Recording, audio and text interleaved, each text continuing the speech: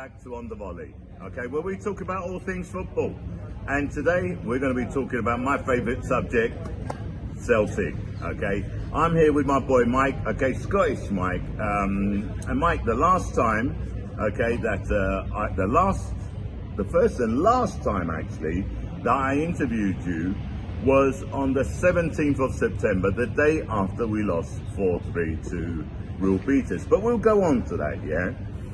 Really today what I want to do is I want to get your view, okay, on the journey so far, from the beginning of the season till now, okay? Celtic's journey so far. I'm going to go back to some of the comments you made on the 17th. Hold me to account for what I September. said. No. Hold me to account for the things I said 3 months ago. I'm not going to hold you to account. I want your opinion today to see whether or not anything has changed, or whether you're still convinced by what you said. Right, okay, so don't worry. I never attack my mates. Yeah, okay, no all right. no We're free to have a debate here. Yeah. Right. So my first question to you is at the beginning, before the start of the season, it was all Eddie Howe. Eddie Howe's coming in, okay, right, 4 months chasing a guy. And at the last minute, okay, right, boom, just went.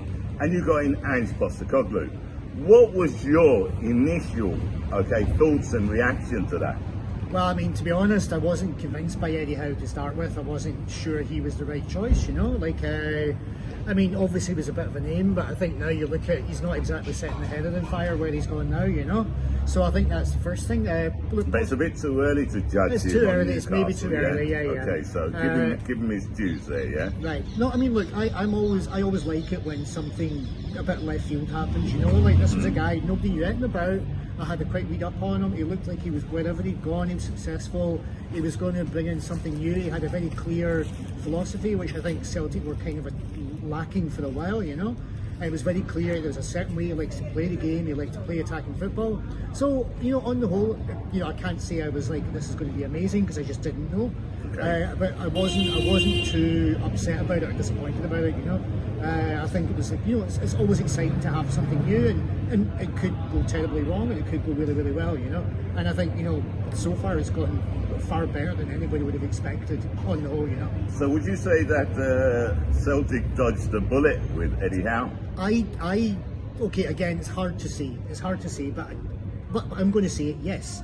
I think absolutely. I think Postecoglou has been absolutely fantastic.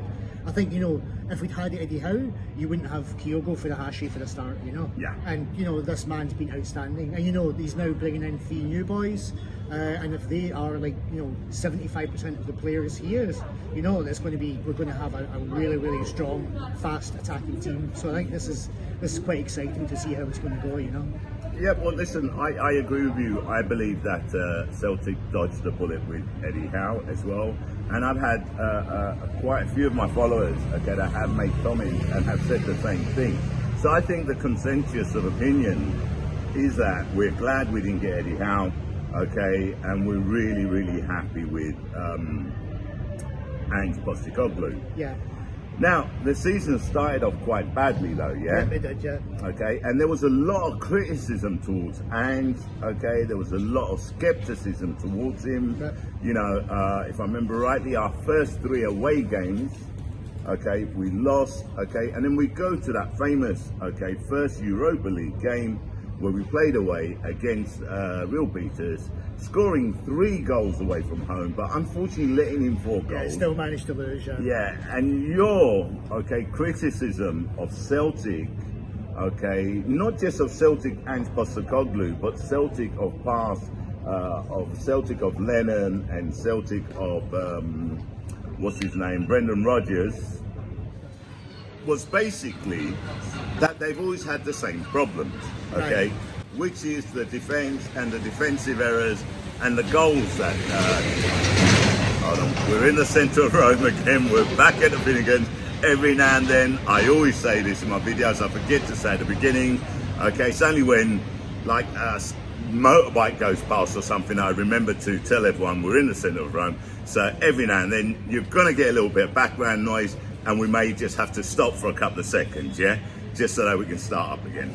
Anyway, as I was going on, you was criticising them for the defensive errors, rightly so, I believe, But if you go and look at it, okay, mid-season, Celtic, okay, if you look at the Scottish Premier League to Scottish League 2, okay, have the best defence with only 12 goals conceded. Right. In second place is them lot down the road, Right. okay, who've let in, and you know who I mean when I say I them know lot down the road, exactly, yeah? Partick Thistle, as we always say, yeah. They've only let in 14 goals. The other team, who's a team to watch out for in the future, I believe, is Celtic Hearts. Right. I hope I pronounced that right, Celtic Hearts or Kilty Hearts, okay? I think it's Celtic Hearts, is that right? No, kilty hearts because they all wear kilts. Oh, That's right. why. Okay. So anyway, I mean, they've only let in 14 goals as well. It's a team to look out for. But that aside, Yep. the defence, at least, okay, in the Scottish Premier League, isn't that bad. No, look, it's definitely got better, and I mean, I was absolutely critical of Kennedy and Strachan, particularly Kennedy, because I was going to go on to that, yeah. the defensive problems followed throughout different management, different players, whatever. We've had the same defensive problems. I'm prepared to revise my opinion. Maybe he wasn't the problem. What I would maybe say, I think Curtis Vickers has made a massive difference in that defence. Since he came in, that's when the ship really steadied. Like a big, strong, solid, positionally aware defender who doesn't do anything fancy. He just does his job, And I think he's the one that's kind of glued it together. He's made up for Starfelt, who can be a great player, still makes a lot of mistakes. Stephen Welsh, good player, but quite young, So I personally think he's made the difference, So, I'm prepared to change my opinion on John Kennedy. But it's hard to know because you're not there. You're not seeing what they're doing. You're not seeing the training. But I think it's just that for me, it's quite. I mean, I can't give you the exact stats, but I think my clear recollection is the moment Curtis Vickers came in, the team stopped shipping as many cheap goals. In Scotland, in Europe, it's the same story. Okay, look, I'm going to go back to the 17th, okay, the interview there again, okay, and one of the questions I did ask you, I said to you, look, do you think that the reason we're shipping in goals at the moment is because it's a new defence? Because it was a new defence, okay? Yep. If you think about Juranovic, okay, Welsh played a few games, Starfelt, okay, yeah, and they were prone to making some errors. Carter Vickers, I agree, has been a stalwart in defence. And you had Ralston, who's last season, okay, everyone criticised him. No, he was terrible. And this year he's been like, even the goals he's scoring in little kind of Zidane turns and it's great. I don't know what happened to him. And Postecoglou happened to him. Well, I think they bathed him in holy water or something. I think that's what it was. And that kind of blessed his left foot or something. I don't know. Well, it must be Ange Postecoglou. Okay, I know. You know what I'm saying? Obviously, I know. Look. Basically, I think the difference, okay, right, is that the team, the defence as a unit has started to gel, and we've got Julian coming back. He's back in training now as well. A year now he's been out. A year he's been out, a year. So he's not going to be rushed back in, but that's another one. Yeah. Now you spoke about the signings, okay, the last three signings is Hatate, Igaduchi, and Mayday, yeah.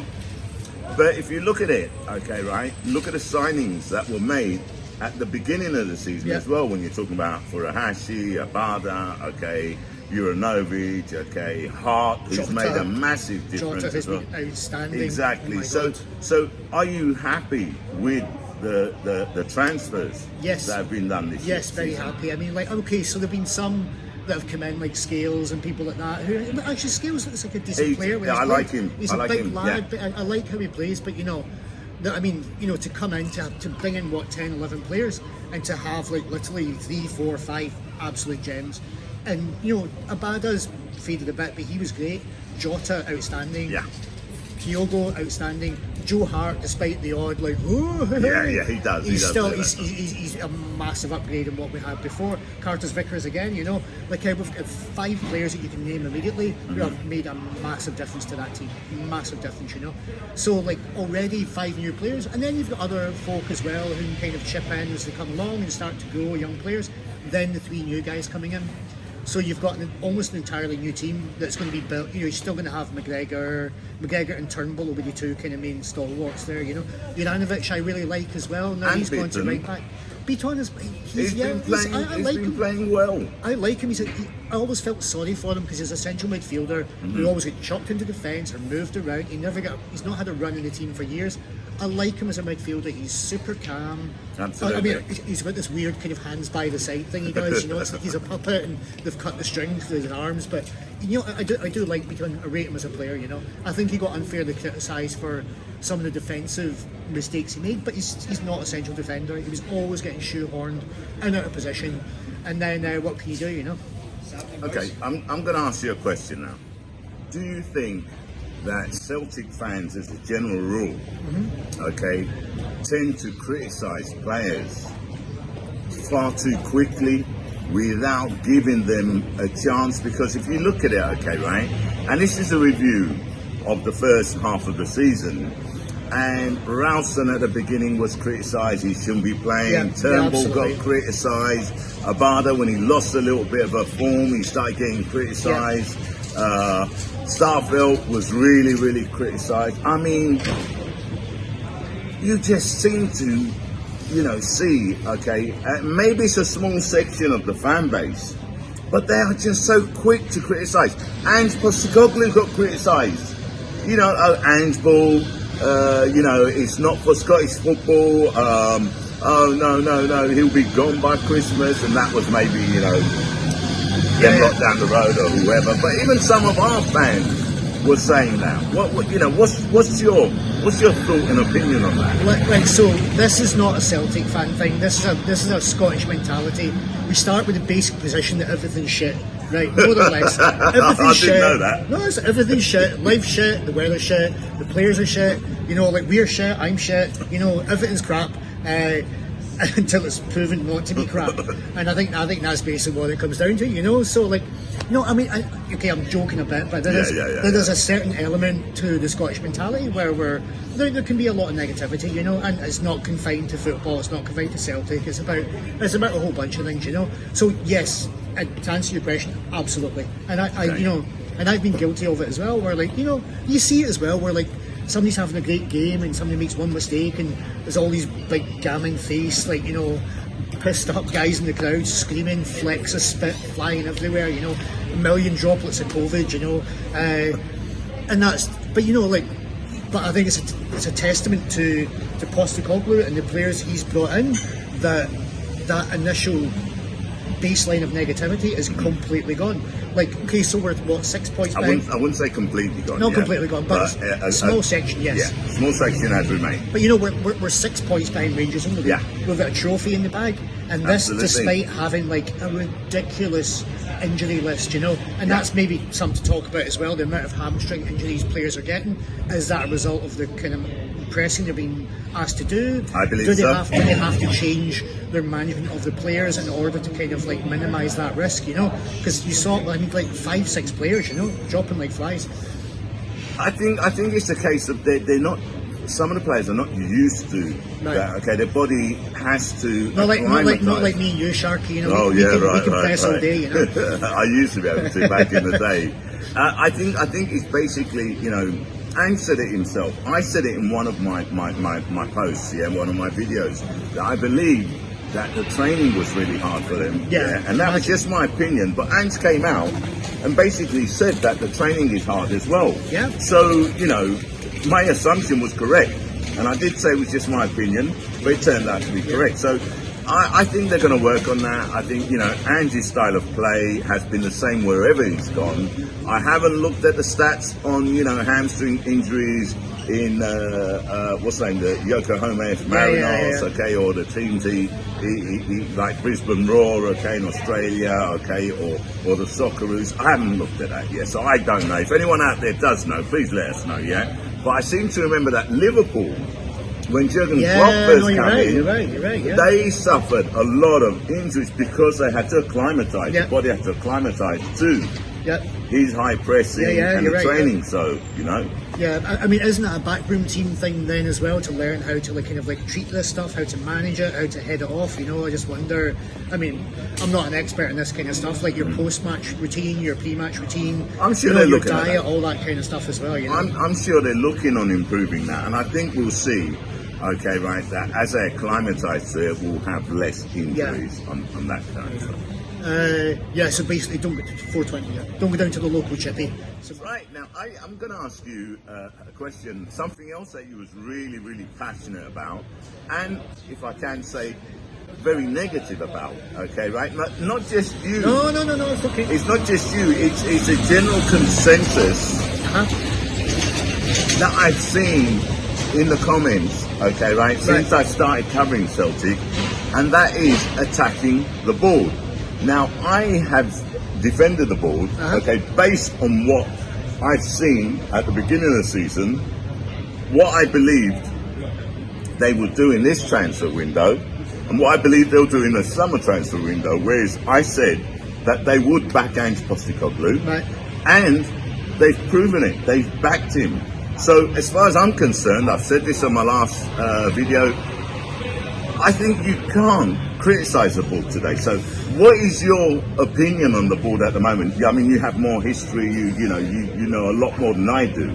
Well, so I've never been the biggest critic of the board because I think honestly, because if you go back to the Fergus McCann days, Celtic were, people forget Celtic were on literally a day from ceasing to exist. They were literally on their last legs. McCann came in and they kind of since then we've had this kind of more sustainable business model where it's you cannot spend, and a club like Celtic cannot spend too much money. They simply can't. People have, fans have unrealistic expectations of the type of player you can attract in terms of the wages you can pay, transfer fees you can pay, and who's actually going to come to a club like Celtic. Big club, yes, but playing in Scotland and in the Europa League every year. Personally, I think I've always thought the criticism of the board is way over the top, right? Way over the top. This year, what I would say is it's been easier for the board to back Postecoglou because he's not spending a lot of money. These three guys he's bringing in from Japan, total transfer fees 2.5 million or something. I can't even remember what Kyogo cost. It was peanuts. I think Kyogo cost 5.4 million. That's peanuts, compared to yeah. And then now they can give it the auction to get Jota for 7 million or something. So 6 or 7 you're million. getting quality players in for not a lot of money, and Jota and Kyogo are going to go for 3-4 times that, no problem at all, Absolutely. So that's the business model Celtic have. Get bargains in emerging markets and places that people don't look. Pay a reasonable amount for them. Get a good couple of years out of them. Move the team on. Sell them for a chunk of cash, and then rinse and repeat. And then don't get yourself. What's happening with Rangers now? They're still in financial trouble, They just sold their best young prospect, Nathan Patterson, who's my cousin's boy, by the way. He's my cousin's boy, right. And I've never seen a penny from the little bastard, Nathan, if you're watching this, all right, you've heard it. Well, no, he probably doesn't. I've not seen him for for 20 odd. I've not seen him for 18 years, but give me some money. Now that you've gone to Everton, you must be loaded. Give me some money. But they've sold this kind of really young. He's a great wee player, and he wasn't getting in the 17 team. million, if I'm not mistaken. For a lot of money, the most expensive transfer Rangers have ever had. Most have sold a player for, and he wasn't getting in the team because Tavernier was there ahead of him. And Tavernier, I just don't think he's all that. He's a good, solid player. He scored a lot of goals last season, was it? I think they'd been far better off putting the young boy in the team, but now they've sold him for a good chunk of money, and I hope he does really well. But that chunk of money is going to go a long way. No, of course, to bringing down their debt, which I believe is 20 or over 20 million. And that's what and they're going to have to do that with other players. No, I think for example, I think what's been interesting to talk about Rangers in comparison to the business model, someone like Morelos. Yeah. They should have sold him when he was at his peak, when he was scoring a lot of goals and was looking like a real strong player. They could have got a good chunk of money for him. I just don't think they're going to get that kind of cash for him anymore. But then maybe there just wasn't that much interest because he's a little bit. Was there anyone to take his? Hold on a second. I don't know game pass. Was there anyone to take his place? Was there anyone that could, guarantee the same amount of goal? Okay, because he's a solid player. He is. He scores goals. Yeah, he does. Yeah. Again, he did, but but you get 20 million for him, and then you spend you spend 7 million for somebody else. But you get 30 million just getting into the Champions League. Well, that's true. Yeah. Well, So yeah. So what is the main objective? Selling a player that's going to score loads of goals for you, or anyway, I don't want to talk about them lot down the road. Yeah, we're talking about our love. Right. Okay, Celtic. Okay, so let's concentrate on that. Okay, so you're happy with the board? I am. Yes, I am. Okay. I'm glad to hear that. Okay, right, because I have been backing the board. Okay, since I started. I mean, at the beginning, I did say, look, I'm not going to make any comments. Okay, let me see. Let me make my own opinions on them based on how we go. And I've got nothing to say apart from round of applause for the board. You know what I mean, for backing Ange. But I had no doubts about that. Yeah, Right. Ange wouldn't have come in. Well, no, If it wasn't. and that's what I love about it, because all the last couple of years, it was always like last minute transfer targets. What's going on? Yeah. Nobody knows. He comes in, he's like, I want these players, and he gets it done early. And then there's no bullshit. He's come out and like there's all these rumours about different players. Okay, so we lost out on this guy McGree, the Australian guy. But then he came out after that. He said, "Okay, that's it. I'm not talking to anybody else. Anything you hear from anybody It's all is lies. bullshit. Yeah. It's somebody sitting in their bedroom, just making up names and putting out on Twitter, And I love that about the man, because he's just Absolutely. I'm just going to tell you. He's what straightforward, He is. down He's to earth. totally straightforward. Let me just. I need to rectify something I said on the last podcast. Okay, I did say that I haven't been, doing any research on the transfer speculation, as I call them, because I don't speculate on speculation. I don't like to. And I said that I thought that Riley McGree was 28 years old. I did say, look, I'm not too sure. I haven't researched it. Okay, I had 28 in my mind. It actually turns out, I had a look. Okay, he's only 23 years old. So, my bad. What can I say, man? I'm only human. I can get things wrong. He's got an old face in Sharky's defence, I don't know. I'm not too sure about that. I don't know either. I couldn't even pick him out from a lineup, mate. So. All right, look, I think the next question to ask you, okay, is where do you think we're going to finish at the end of the season? Look, that's a tough one, because I know. even though Celtic are doing well, Rangers are just winning. Like Van Bronckhorst is like. Even if Celtic will have to win every single game for the rest of the season, potentially, to actually win this league, unless Rangers have a massive dip. So honestly, they've only lost one game. No, I know, and and they haven't lost at all. They've won all the games, I think, in the league since Van Bronckhorst came in. I believe they have, yeah. So, honestly, I don't know. If we don't win the league, I will not be upset. I will not be pointing fingers, because, again, Postecoglou came in, he's transforming the team. We had a massive injury list, and Rangers are just being relentless right now. And if your main opponent's relentless, it's a tough thing to live up to. Absolutely. So, I think it is going to. I mean, it often comes down to the Old Firm games, but I think this year in particular, if Celtic get these senior guys in, we get motoring again, we stop dropping the odd point here, the odd draw, it is going to come down to the Old Firm games. And, recently Celtic haven't been doing so well in the Old Firm games.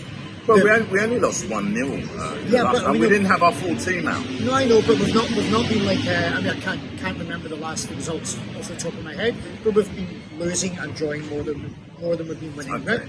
So the next 3 Old Firm games in the leagues, these 3 are still left, Jim. Yeah. They have to win them all. I would say, in order to win the league, I would say we probably have to win them all. So if Celtic come out of this with like the League Cup and the Scottish Cup, and second in the league, I think that's a very, very, very good season. Well, to be totally honest, I don't think anyone expected that at the beginning of the season. No, so, he will have, overachieved, I believe, Yeah. okay, especially with what he had to start Yeah. with. And Ange himself did come out and say, look, don't judge me on the first season, judge me on the second Sure. one. Because he's going through his rebuilding process, he's, implementing his style and philosophy, okay, of the game. So, and he's coming along quite well. That it will probably go down to the wire. This is what I've said. The last 2 games, I believe that Rangers will lose points. Okay. Yeah, no, they're not they going to will win drop every some single points. game, but nor are Celtic either. We will next season. Well, I hope so.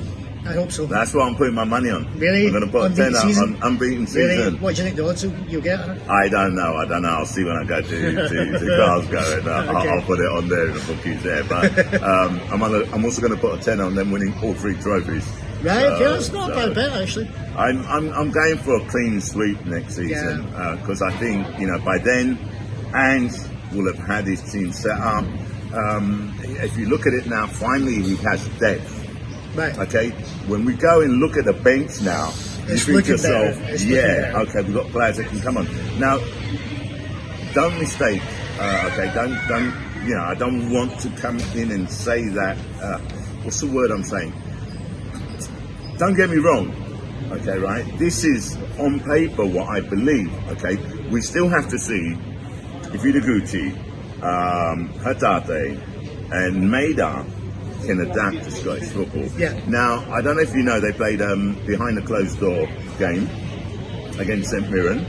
Okay, where they won 1-0. Moffat scored, and Maida apparently had a good show. Okay, his pace is electric. Right. Okay, and I think everyone got a run out. Even Julian got a run out. Right. Okay, so I honestly believe that it's going to go down to the wire. The next game against them lot down the road on the 2nd of February. 2nd of February, yeah, 2nd of February, yeah. We're going to have players out. Right. Japanese World Cup qualifiers, Australia, Rodgers going to be out. Maida and Furuhashi will definitely be there. Not too sure about Hatate. I believe he might be called up. I don't think Ideguchi will be called up, but that's just me. Will Jota be back by then, you think, or is he still? Do we know what his status is? Jota's back. He's back already. He's playing. Okay, good. Okay, I don't know if he'll be playing. I did read. I can't remember it. Okay, excuse me. Apologise, my memory. I'm getting old. But he is back from Portugal. Furuhashi won't be there for the Hibs game. Right. And again, it's because he was put on when I believe he shouldn't have been put on. Okay, when all the fans were complaining about the fact that he hadn't been put on when we drew. Furuhashi should have played. Furuhashi should have played. So he puts him on the next game. What happens against St Johnstone, bottom of the league? Okay, right. He should never put him on. Bottom of the league. No, okay? I know. 15 minutes into the game, boom, pulls his hamstring. Exactly, I know. So. And we still need to see about Giacomakis, who we've not spoken about. Well, Giacomakis is back in training and he's available for the Hibs game. We've not seen very much of him yet. Just injury because he's been injured. Exactly. So I think a lot of people forget that he's going to still there. He could turn out to be a great player. I think he will turn out to be a great player. I think he's a different player to Furuhashi. He's a different player to Maida. Okay, he's more your point man. Okay, right. He's just got a lot of headers. He's strong. Okay, right. He can hold off players. Okay, I expect big things of him. Right. So and he did it in the Divis. Okay, in Venlo. But then again, it's about adapting. Right. Okay, so some people are going to take longer than others. That's all I've got to say. Well, I actually have a message for Newcastle's new owners, okay, who just spent, 26 million to release Woods? Was it Woods from his contract? With Woods, yeah. Do you have another 26 million? Because we'll give you Albion Ayeti for 26 million. He's a great player. He's really good. He's really fast. He's really strong. He's got skill. He's got lovely flowing locks. He'll be great for your team. 26 million, absolute snip. Please call, buy him. Thanks very much. He's injured though. Shh. That's why we can't get rid of him yet. That's my plan. Fuck, thanks very much, mate. Yeah, I don't think he's passed the medical. Okay, fair enough. Okay, listen, that's it from us. Okay, right. So Scottish Mike, my boy here, he's changed his view a little bit on Kennedy Strachan. Okay, apparently he wasn't. I didn't say that. Let's steady on. You said a bit. You said you're willing to change your view. I said I might eventually. All right, might eventually. Okay, right. I'm gonna rewatch it. Okay, I'm pretty sure that's not what he said, but anyway. What do you mean you're recording this? Maybe. So you're happy with the board. Yep, I'm happy. You're happy with Ange Postecoglou. Yes, absolutely. Okay, you're happy with Celtic. Yep. Okay. Yep, very much. You're a happy man. I'm a happy man. I am a happy man. Yes. Okay, so I'm with you. So if you want to say goodbye to anyone, now's the time. Okay. Goodbye to anyone. Okay. And the old and worst joke in the book, but there we are. There you have it. Okay, that's Mike for you.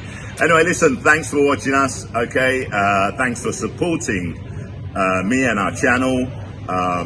Please put your comments in the comment section. I'll make sure to reply. And that's it from me, Shah.